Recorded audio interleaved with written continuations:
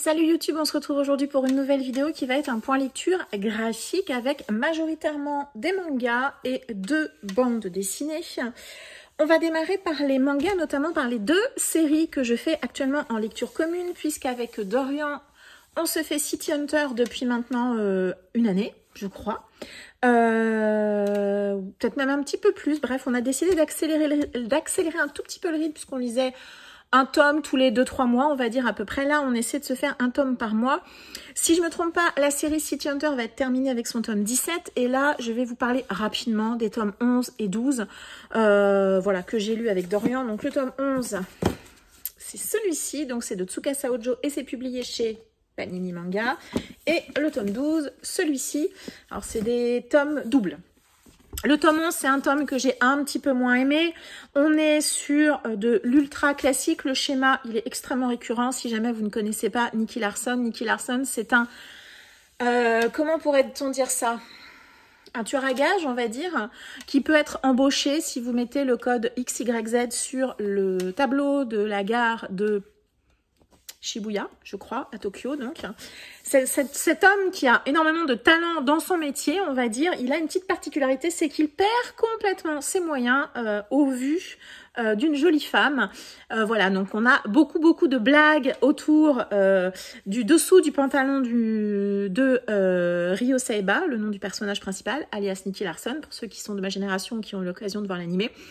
On a beaucoup de blagues en dessous de la ceinture, beaucoup de blagues qui tournent autour du mokori de Nikki. Donc ici, on est sur un schéma ultra classique. Une jeune femme embauche Ryo pour une mission. Forcément, c'est une très belle femme. Il y a plein d'univers différents qui se côtoient. Ryo va forcément essayer de draguer cette jeune femme, d'avoir une relation charnelle avec cette jeune femme. Il y a également beaucoup d'humour en dessous de la ceinture dans ce tome-ci. Voilà, c'est un tome que j'ai pas trouvé incroyable. C'était sympa à lire, c'est toujours doudou parce que ben voilà, ça reste quand même une partie de mon adolescence et de mon enfance, que j'aime beaucoup le personnage de Ryo et Nikki. Après, c'est vrai que je connais très bien l'animé, donc j'ai pas non plus beaucoup de surprises, voire pas de surprise du tout. Il y a certaines histoires que je connais, certaines histoires que j'aime, d'autres que j'aime moins. Voilà, donc c'est vrai que c'est pas le tome que j'ai préféré. Et ensuite, on s'est fait le tome 12, pardon. Ici, on est un petit peu plus sur des histoires qui vont mettre en scène le duo Ryo Kaori, alias Laura. Laura, c'est l'assistante de Nikki. C'est aussi la sœur du premier associé de Nikki qui est mort dès le premier tome, voilà, dans une histoire un peu glauque. Du coup, cette jeune femme est devenue son assistante, plus ou moins son associée. Donc, je trouve qu'ici, on est sur un tome avec des histoires qui sont beaucoup plus touchantes. Il y a un peu plus de douceur. Il y a aussi moins d'humour sous la ceinture, donc c'était plutôt sympathique. Par contre, je trouve qu'il y avait énormément de lecture. Je trouve qu'il y a beaucoup de bulles à lire par rapport à des tomes précédents. Et puis les planches, voilà, l'auteur Tsukasa Ojo, moi je trouve qu'il a vraiment... On a des planches qui sont, je trouve, vraiment magnifiques. Je trouve qu'il a vraiment cette capacité à dessiner les femmes. Les femmes, elles sont belles, elles sont sexy, mais elles sont pas vulgaires, elles sont pas dégradées. Vraiment, je trouve que les femmes que dessine l'auteur, elles sont toujours absolument sublimes. Voilà, on a des planches comme ça, avec l'action. Voilà, je trouve qu'il a énormément de talent. Enfin, franchement, ce mangaka, je l'ai dit à Dorian, il faudrait que j'ai l'occasion de me trouver un artbook. Parce que vraiment, bon, après, à côté de ça, on a de l'humour, pipi caca. Donc voilà, c'est fun, c'est sympa. Ici, je trouve qu'il y a une bonne alliance entre l'histoire entre Ryo et Laura, les histoires avec les jeunes femmes qu'il doit sauver ou pour lesquelles il doit solutionner leurs problèmes, qui est de différents types. On a aussi des choses qui sont plus touchantes, on a un peu plus de douceur, on a toujours de l'humour, mais un petit peu moins que dans le tome 11, où là, je dois bien avouer que les blagues sous la ceinture, je n'en pouvais plus. Voilà, donc c'est toujours une lecture doudou, une lecture sympa, je vais aller jusqu'au bout, clairement. Je suis pas certaine que je garderai ces tomes parce que je connais l'animé quasiment par cœur. Je m'en suis rendu compte en lisant le manga. Je prends plaisir à lire le manga, mais je pense que je prendrais plus de plaisir à avoir un artbook en fait, parce que les histoires, je les connais vraiment beaucoup. Et puis voilà, j'admire énormément voilà, le travail de l'auteur, de Tsukasa Ojo. D'un point de vue graphisme, je trouve qu'il a un talent incroyable pour dessiner Voilà, dessiner les jeunes femmes. Bref, vous avez compris, c'est une lecture doudou. Je prends beaucoup de plaisir à le découvrir. Après, honnêtement, hein, si comme moi, vous connaissez par cœur l'animé, je suis pas certaine que je vous conseille le manga. Après, le rythme qu'on a avec Dorian, il est vraiment, je trouve, parfait. Parce que un tome par mois, ce qu'on fait maintenant, c'est bien aussi. Ce qu'on a fait jusqu'à présent, c'est-à-dire à peu près un mois sur 2. Je me semble que c'était ça le rythme. Ça colle très bien à la lecture. Bref, voilà. Découvrez City Hunter, que ça soit via l'animé ou via le manga. En tout cas, vous passerez un très bon moment. Ensuite, toujours dans les sagas qu'on fait en lecture commune, avec cette fois-ci Dorian et l'ado vintage, on se fait les Naruto. Donc là, on s'est fait le tome 6 et le tome 7. On est sur le rythme pour le moment de 1 par mois. On verra si on lit un peu plus vite ou pas. Moi, Naruto, je ne l'ai jamais lu. J'ai regardé et je suis toujours dans l'animé. Oui, depuis, il me reste 138 épisodes de Naruto Shippuden. J'avance. Alors, je dois bien avouer que je ne rush pas la série. Je l'avance vraiment tranquillement.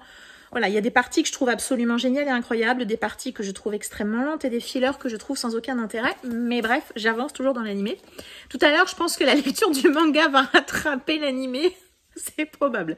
Donc, le tome 6, c'est un tome avec lequel on a 2 combats. On arrive dans le tournoi des Chunin. Donc, on a des personnages qui s'affrontent avec 2 combats que je trouve très intéressants.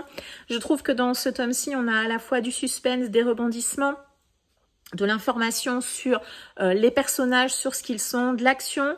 Et ce qui m'épate vraiment avec Naruto dans la version papier, on va le dire comme ça, c'est que je trouve que les combats sont extrêmement lisibles. Dans les shonen, c'est pas toujours le cas. Parfois c'est un peu brouillon, un peu fouillis. Là, je trouve que le dessin de Kishimoto, on comprend vraiment très bien ce qui se passe quand les personnages se battent. Et je le dis parce que c'est pas toujours le cas. Et voilà, je trouve une grande réussite. Les combats sont vraiment très lisibles.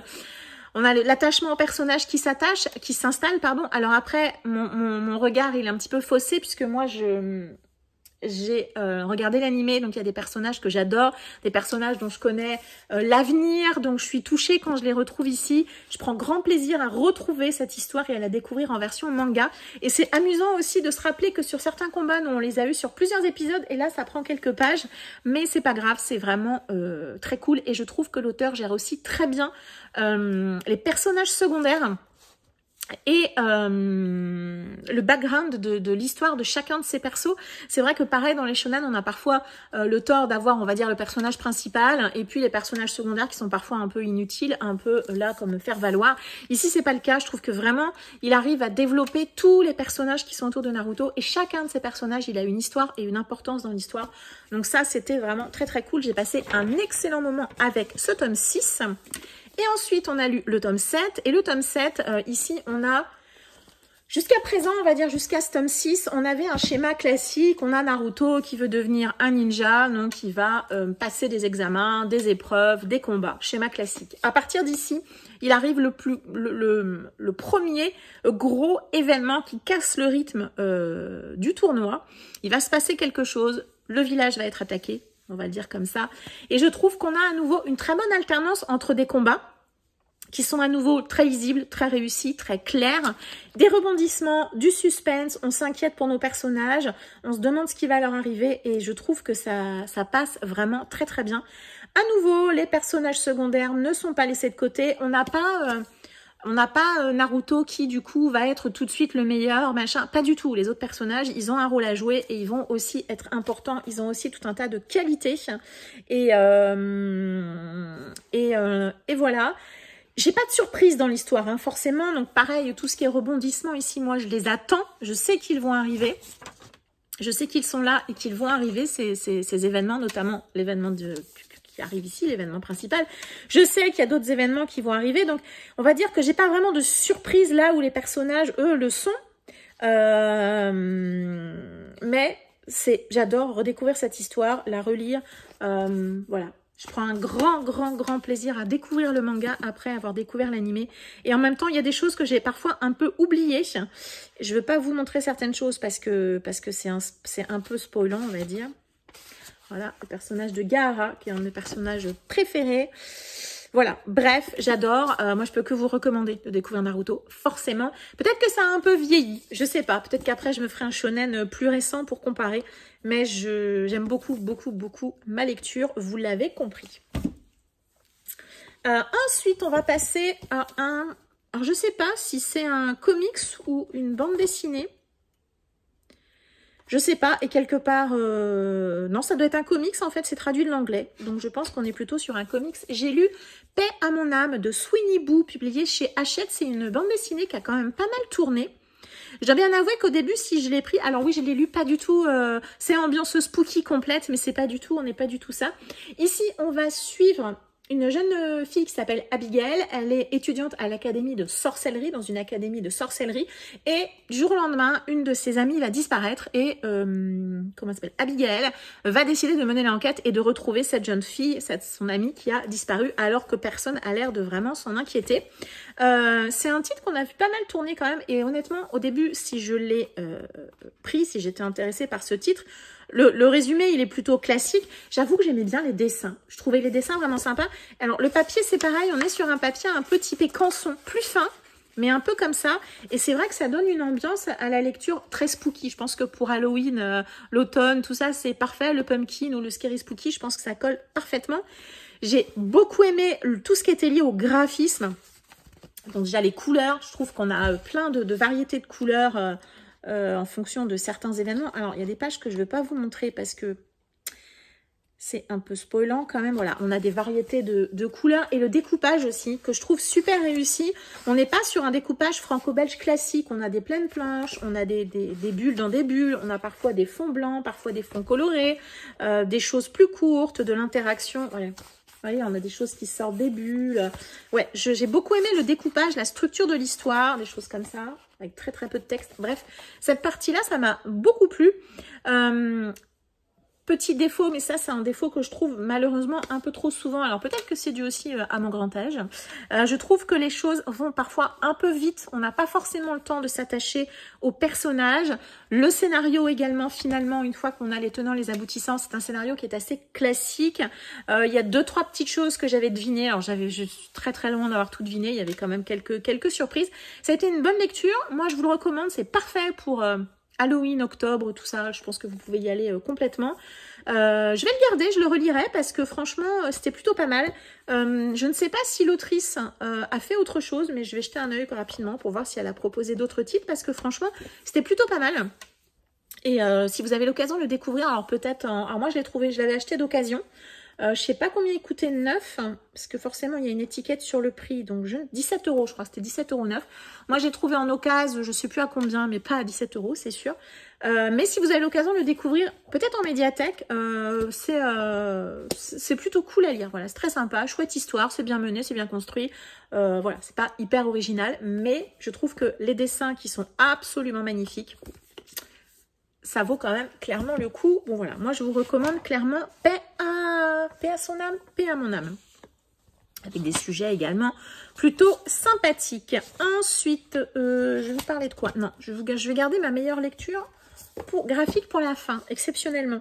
Ensuite, j'ai lu les 2 tomes de Mermaid Saga, donc c'est l'intégrale, c'est de Rumiko Takahashi, c'est publié chez Glénat. Ici, on va rencontrer, alors, tout d'abord le jeune homme qui est ici, qui s'appelle Yuta. C'est un jeune homme qui a mangé de la chair de sirène, et dans cet univers, si vous mangez de la chair de sirène, vous avez plusieurs solutions. Première solution, vous devenez une espèce de monstre horrible. En gros, votre corps est transformé parce qu'il ne supporte pas la chair de sirène. Soit vous mourrez directement, voilà, soit vous obtenez la vie éternelle. Donc dans cette histoire, on va suivre Yuta. Yuta, il vit depuis plusieurs siècles et il cherche soit à retrouver sa mortalité ou éventuellement à quitter sa solitude en fait. Et il va rencontrer le personnage qui est là. Alors je sais plus si c'est vraiment elle qui est sur la couve. Enfin en tout cas, il va rencontrer une autre jeune fille qui au début de l'histoire est séquestrée en fait. On lui fait croire qu'elle ne peut plus marcher alors qu'en fait ils lui ont donné de la chair de sirène et c'est une personne qui ne mourra jamais. Et donc Yuta va sauver cette jeune fille et ils vont partir sur les routes et ils vont du coup eh bien traverser le Japon pour retrouver leur mortalité, ce qu'ils aimeraient, ou alors eh bien voilà, simplement ils avancent tous les deux ensemble, ils ont rompu on va dire leur solitude. Alors, c'est un style un petit peu daté. C'est vrai que Rumiko Takahashi, elle a un style qui est très reconnaissable quand on s'intéresse un petit peu au manga. Le style, il est un petit peu vintage, vraiment. Alors, c'est vrai que l'autrice, je pense que son style n'a pas forcément beaucoup évolué au fur et à mesure des années. On le reconnaît assez bien. Voilà, donc on a un style un petit peu vintage. On est sur les 2 tomes, sur à chaque fois des histoires qui ont quand même des fonds tragiques. Yuta, à chaque fois, et la jeune fille dont j'ai oublié le prénom, bien évidemment, à chaque fois, ils vont se retrouver mêlés à des histoires forcément liées à l'immortalité, à la quête d'immortalité de l'être humain. Mais toutes ces histoires, à chaque fois, ça tourne en tragédie, soit au démarrage, soit à la fin, soit parfois... les personnages ont fait des choses horribles dans l'objectif d'obtenir cette chair de sirène ou alors d'obtenir eux-mêmes leur immortalité. Donc on a vraiment des choses comme ça. On a aussi beaucoup de scènes gore, de combats, de bagarres. Comme je vous disais, il y a ces créatures horribles que deviennent les êtres humains qui sont pas... J'essaie d'en trouver une. Je sais pas si j'en aurais une quelque part. Bref, on a ces créatures absolument horribles que parfois on est obligé... voilà, on en a une ici. Voilà, là. Voilà. Ça, c'est un être humain qui a mangé de la cire de sirène, mais son corps ne l'a pas supporté. Donc, on a ces créatures qui sont absolument horribles. Et puis, l'être humain aussi, parfois, est assez horrible, hein, vraiment.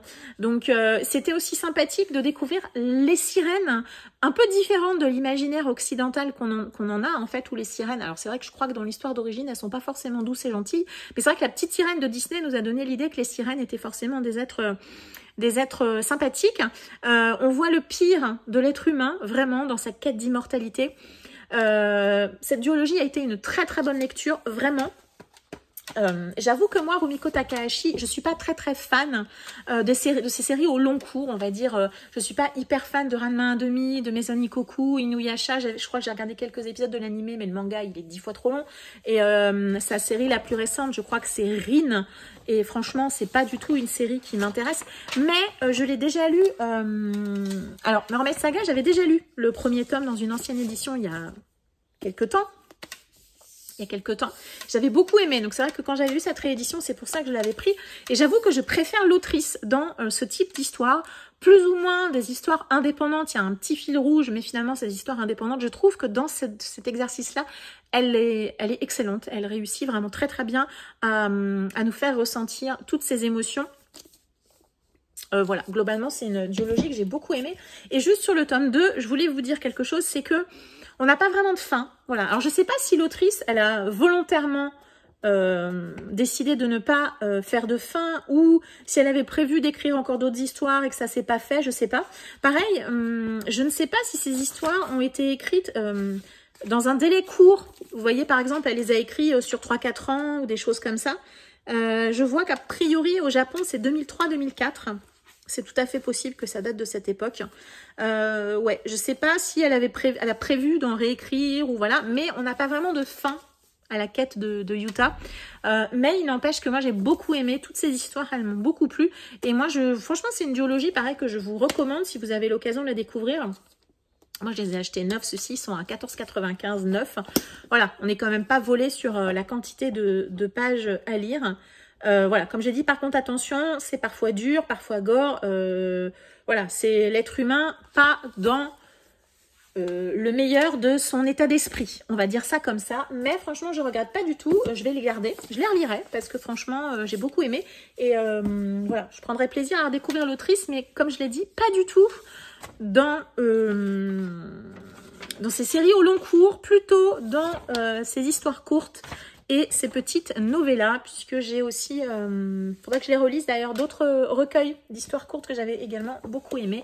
Bref, Mermaid Saga, je vous le recommande avec grand plaisir. Et on va terminer par mon coup de cœur de ces dernières lectures graphiques. J'ai adoré. PTSD de Guillaume Singelin, publié chez Ankama. Donc moi j'ai la version poche, on va dire. Hop, on va comparer les deux. Hop, voilà, je vous mets le Mermaid Saga devant pour vous donner une petite idée de la taille de la chose. Voilà, c'est à peu près le même format. J'ai adoré PTSD, c'est un titre que j'avais repéré déjà en grand format. Je crois que je l'avais vu sur la chaîne de Monsieur Manga, qui lit des mangas, mais pas que. Et il avait parlé de ce titre et franchement, j'ai adoré. Quand j'ai vu qu'il était sorti dans cette petite collection, j'ai adoré. Ici, on va simplement faire la rencontre de June. June, c'est la demoiselle qu'on a ici. Et June, elle a grandi dans un univers où elle a été obligée de devenir tireur d'élite pour réussir à survivre pendant une guerre. On ne sait pas exactement où, on ne sait pas exactement quand, mais finalement, je pense que le lieu et l'époque, ça n'a pas vraiment d'importance, puisque cette chose existe, ces enfants qui sont obligés de devenir des assassins. Par la force des choses, c'est ce qu'elle va devenir. Elle va devenir quelque part un enfant tueur. Et quand la guerre va s'arrêter, elle va arrêter de tuer, bien évidemment, et elle va se retrouver clocharde dans une ville, pareil, on ne sait pas trop où, on ne sait pas trop quand, et elle a PTSD, des syndromes de stress post-traumatique, elle pète les plombs par moment, et on va suivre donc cette jeune adolescente, June, dans, on va dire, ses tentatives de reconstruction, peut-être un petit peu, elle comprend pas forcément ce qui lui arrive, elle comprend pas pourquoi finalement elle s'est battue, elle est traumatisée par ce qu'elle a vécu, traumatisée par les amis qu'elle a perdus. Bref, elle a vécu des choses assez difficiles, elle a perdu un œil, enfin voilà, c'est vraiment compliqué pour elle. Et elle voit à côté de ça le monde qui évolue, qui grandit, elle est là, elle est à côté, et quelque part, personne ne peut vraiment comprendre ce qu'elle a vécu. Si au début, les dessins, j'ai eu un peu de mal avec les dessins au début, c'est pas du tout, enfin j'ai eu un peu de mal. C'est pas du tout le genre de dessin que j'aime. J'avoue que les dessins de Paix à mon âme, c'est plus ceux qui vont me plaire. Ici, on est sur des dessins, j'avais envie de dire minimalistes, mais c'est pas forcément ça, c'est au contraire extrêmement détaillé. Voilà, là par exemple, on a vraiment tous les détails des habitations, du marché, enfin vraiment, finalement c'est des dessins qui fourmillent de détails, qui fourmillent de petites choses à regarder, à découvrir, Vraiment, on va vraiment sur les petits détails des choses. Vous voyez, les pommes de terre qui tombent, la bagarre, les gens qui ont peur ou pas. Enfin, voilà. C'est un dessin extrêmement détaillé. Il n'y a pas forcément énormément de bulles, de texte. On a des grandes planches comme ça. Le découpage, il est assez classique, des cases. On n'a pas beaucoup, j'allais dire, de fantaisie au niveau des cases. C'est vrai. Et c'est vrai que le dessin, c'est pas forcément le genre de truc sur lequel je vais aller spontanément. Si on me l'avait pas recommandé, je suis pas certaine que j'y serais allée, mais j'avais aussi envie de découvrir Guillaume Singelin. C'est une histoire qui est bien menée, qui est bien traitée, qui est bien portée du début à la fin. Les sujets qui sont évoqués par l'auteur, c'est des sujets finalement intemporels, comme je vous l'ai dit. On n'a pas de lieu précis, on ne sait pas trop où on est, on ne sait pas à quelle période on est. Il y a beaucoup d'émotions dans ce texte. J'ai eu très peur, très peur pour June. Je la voyais prendre un chemin et moi je me disais non, ne prends pas celui-ci, prends l'autre. J'ai eu très peur pour elle, et à partir du moment où on a peur pour les personnages, finalement c'est que le job il est fait. J'ai réussi à m'attacher à ce personnage en très peu de pages. Alors oui, c'est vrai, des fois elle prend des décisions et elle fait des choix que je trouve, mais on va dire en tant que daronne, j'avais envie de lui dire mais c'est pas possible d'être aussi con quand même. C'est pas possible, mais écoute-les. Et finalement, le syndrome du stress post-traumatique, je vais y arriver, on finit quelque part par réussir à comprendre un petit peu June. Son histoire, elle va nous être dévoilée au fur et à mesure. C'est pareil, l'auteur ne va pas nous balancer cette histoire comme ça. On va comprendre au fur et à mesure ce qui lui est arrivé, pourquoi elle réagit comme ça, et les choix qu'elle va faire. Et finalement, voilà, on va rencontrer des personnages attachants. Et June, elle est également attachante malgré ses difficultés, malgré ses problèmes. Comme je vous dis, j'ai eu peur pour elle jusqu'à la fin. Je vous dirai pas la fin, bien évidemment. Je vous invite à découvrir ce titre. C'est un titre que j'ai adoré. C'est un titre qui est plein d'émotions. C'est extrêmement réussi. C'est efficace. C'est dur, parfois. C'est violent, parfois. Mais c'est aussi plein d'amour. Et voilà, PTSD, je peux que vous le recommander. Et je découvrirai d'autres titres de Singelin, ça c'est sûr. J'en avais d'autres. Alors moi, là-bas, j'avais mis Frontier. J'ai vu que certains n'avaient pas trop aimé Frontier. Bon, on verra bien sur quoi j'aurai l'occasion de tomber. Ouais, c'était super. Et je peux que vous recommander PTSD. Si vous avez l'occasion de tomber sur cette petite édition, elle est à 11 €. Ça les vaut largement, franchement. Franchement, si vous écoutez un minimum mes avis, si vous me faites confiance, lisez PTSD, c'est une pépite. Voilà. Ce point lecture graphique est maintenant terminé. Ouais, c'était pas mal. Franchement, c'était pas mal, ne serait-ce que pour PTSD. C'était pas mal, que des lectures qui m'ont plu, vraiment. Donc, je suis hyper contente de ça. Je vous remercie beaucoup de m'avoir suivi jusqu'ici. N'hésitez pas à m'indiquer si vous avez lu certains des livres dont j'ai parlé aujourd'hui, si vous les avez aimés. Si vous aussi, vous avez lu des pépites graphiques récemment, n'hésitez pas à me l'indiquer en commentaire. Je serais ravie de rajouter plein de titres à ma wishlist, comme d'habitude. Je vous remercie beaucoup de m'avoir suivi jusqu'ici. Je vous souhaite une très agréable journée et je vous dis à très bientôt. Ciao!